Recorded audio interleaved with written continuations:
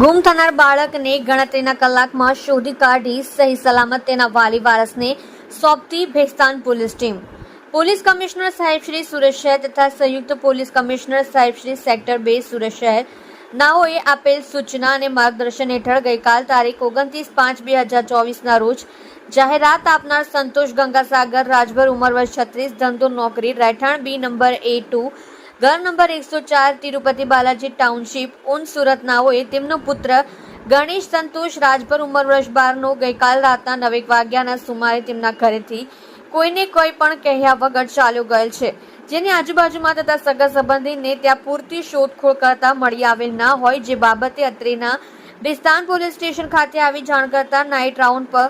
Supervision અધિકારી JPC crime Raghavendra વત્સ સાહેબનાઓ અત્રે Bhestan police station ખાતે નાઇટ રાઉન્ડ વિઝિટમાં આવેલ હોય જાહેરાત આપનારને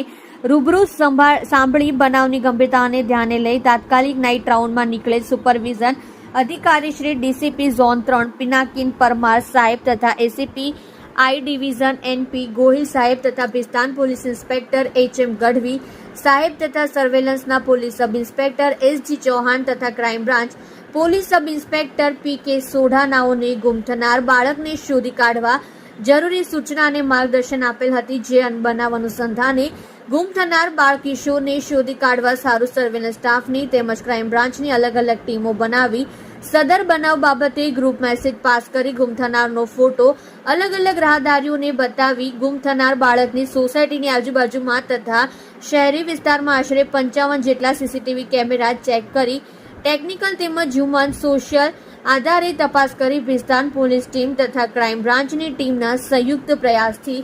ગુમ થનાર બાળક ગણેશ સંતોષ રાજભર ઉંમર વર્ષ 12 ગણતરીના કલાકમાં શોધી કાઢી સહી સલામત કબજો તેમના વાલી વારસને સોંપી પ્રશંસનીય કામગીરી કરેલ છે. તમે જોઈ રહ્યા છો KP ન્યૂઝ ચેનલ રાહિલ શેખની સાથે.